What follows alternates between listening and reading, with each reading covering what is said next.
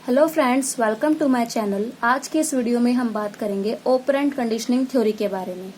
इस थ्योरी को हम इंस्ट्रूमेंटल कंडीशनिंग या रिस्पॉन्स स्टिमुलस थ्योरी के नाम से भी जानते हैं।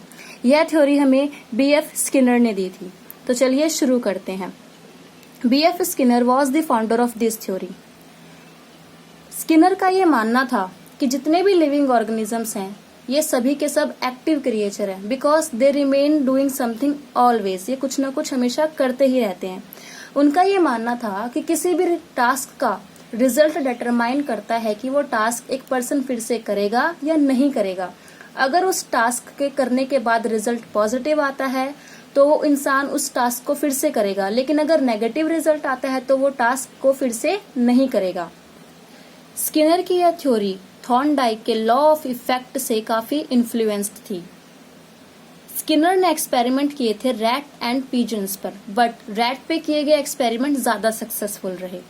उन्होंने रैट के लिए एक बॉक्स बनाया था जिसको बाद में स्किनर बॉक्स के नाम से जाना गया।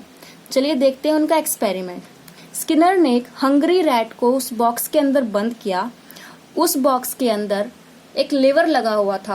बॉक्स की वॉल पे एक लीवर, एक खटका या एक लैच लगा हुआ था और वो खटका कनेक्टेड था फूड बाउल से जिसमें खाना रखा था, जिसमें फूड ग्रेन्स स्टोर थे। उस फूड बाउल से वो लैच कनेक्टेड था। Since the rat didn't know how to push the lever, he kept moving here and there. जो रैट था उसे नहीं पता था कि किस तरीके से लीवर को प्रेस किया जाएगा। वो बार बार इधर से उधर मूव करने लगा। उसने रैंडम मूवमेंट की, कभी वॉल्स को स्क्रैच करता, कभी जंप करता, कभी इधर से उधर घूमता। उसने ये मूवमेंट कंटिन्यूअसली की। अब एक्सीडेंटली जो रैट था उसने उस लीवर के ऊपर प्रेस कर दिया। ही स्टैप्ड ऑन द लीवर और उसे फूड ग्रेन्स मिल गए। अब कुछ टाइम के बाद उसने अगेन इस प्रोसेस को किया। अगेन उसने उस लीवर को प्रेस किया और उसे फूड ग्रेन्स मिल गए। अब उसे पता चल गया कि लीवर को प्रेस करने से उसे फूड ग्रेन्स मिल रहा है, मतलब फूड ग्रेन्स उसके लिए एक रीइंफोर्समेंट का वर्क कर रहा था। फूड ग्रेन्स के लिए वो उस लैच को बार बार प्रेस करना सीख गया। यहाँ पे जो एक्शन ऑफ पुशिंग लीवर है वो एक ऑपरेंट एक्शन है। क्यों? क्योंकि ये फ्रीली हो रहा है। चूहे को ये नहीं पता था कि लैच को प्रेस करने से मुझे फूड ग्रेन्स मिलेंगे, बट जब उसने प्रेस किया और उसने देखा हाँ मुझे इस तरीके से फूड ग्रेन्स मिल रहे हैं, तो एक फ्रीली रैंडम मूवमेंट की वजह से हुआ, इसलिए ये एक ऑपरेंट एक्शन है। नोट करना, इस एक्सपेरिमेंट में food was not kept before the rat. खाना रैट के सामने नहीं रखा गया। जैसे क्लासिकल कंडीशनिंग में खाना डॉग के सामने प्रोवाइड किया जा रहा था, वो एक स्टिमुलस की तरह प्रोवाइड किया जा रहा था। खाने को देखकर उसकी लाल टपकती थी। लेकिन यहाँ पे क्या हो रहा है, पहले उसे फूड ग्रेन्स मिला, पहले उसने मेहनत करी, उसके बाद उसे फूड ग्रेन्स मिले हैं। यानी कि यहाँ पे पहले रिस्पॉन्स हो रहा है और बाद में स्टिमुलस। स्टिमुलस यहाँ पे क्या हो जाएगा, फूड हो जाएगा। इसलिए इस थ्योरी को हम रिस्पॉन्स स्टिमुलस थ्योरी भी कहते हैं, क्योंकि by chance the rat started walking and get food, so it is also known as response stimulus theory. Now Skinner ने कुछ इंपॉर्टेंट कॉन्सेप्ट दिए थे इस थ्योरी पे। पहला है रीइंफोर्समेंट। रीइंफोर्समेंट का मतलब होता है दोज थिंग्स, इंसिडेंट और information which increases the repetition of task और बिहेवियर। मतलब किसी भी टास्क और बिहेवियर की रिपीटेशन जो चीजें इंक्रीज कर देती हैं वो रीइंफोर्समेंट है। दो तरीके का रीइंफोर्समेंट होता है, पहला है positive and another one is negative. Positive reinforcement में अगर किसी टास्क को करने से प्लेजर, पीस या बेनिफिट मिलता है तो वो पॉजिटिव रीइंफोर्समेंट है, क्योंकि अगर पॉजिटिव रीइंफोर्समेंट मिला, प्लेजर, पीस या बेनिफिट कुछ हुआ, तो इंसान चाहेगा कि इस टास्क को वो फिर से करे। नेगेटिव रीइंफोर्समेंट का मतलब होता है कि पनिशमेंट से बचने के लिए जो भी काम किया जाए वो है नेगेटिव रीइंफोर्समेंट। जैसे एक स्टूडेंट अपना होमवर्क डेली कंप्लीट करके जाता है, बिकॉज उसे ये लगता है कि कहीं उसे टीचर पनिश ना कर दे, तो पनिशमेंट से बचने के लिए उसने अपना टास्क कंप्लीट किया। Now schedule of reinforcement. The very first one is continuous. Continuous में क्या होता है, when reinforcement is provided continuously.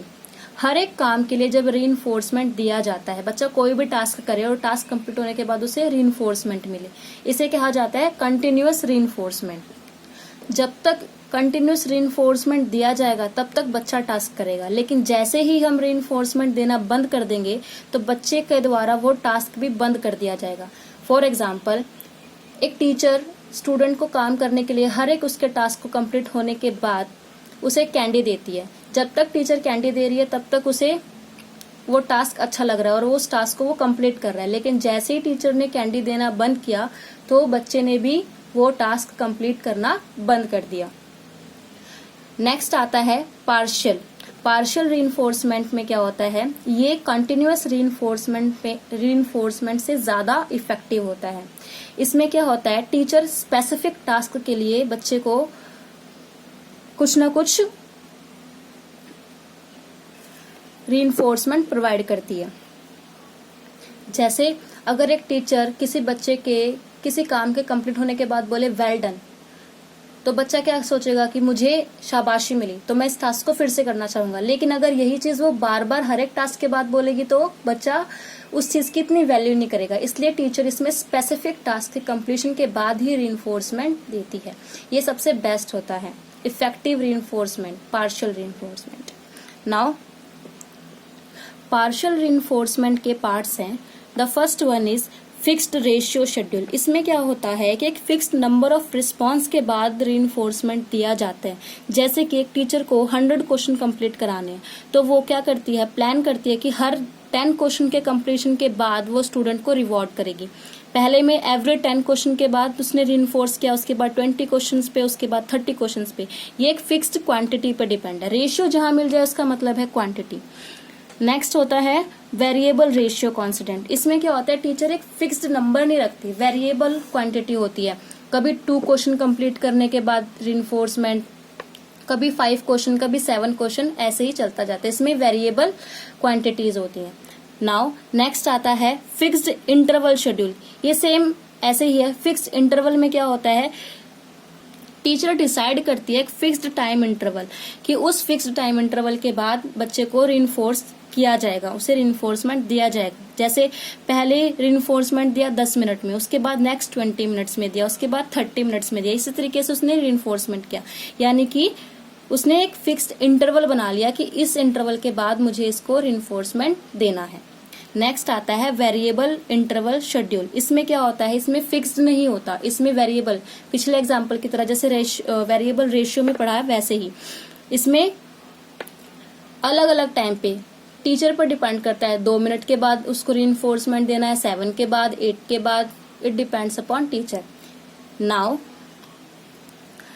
Skinner का ये मानना था कि जो रीइंफोर्समेंट है, मिक्स्ड रीइंफोर्समेंट, वो ज्यादा बेटर होता है, वो ज्यादा इफेक्टिव होता है।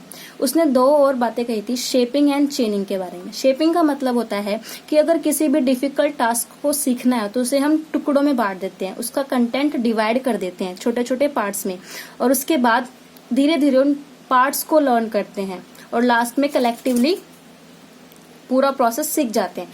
जैसे एक पिजन को नंबर 8 सिखाया जाता है।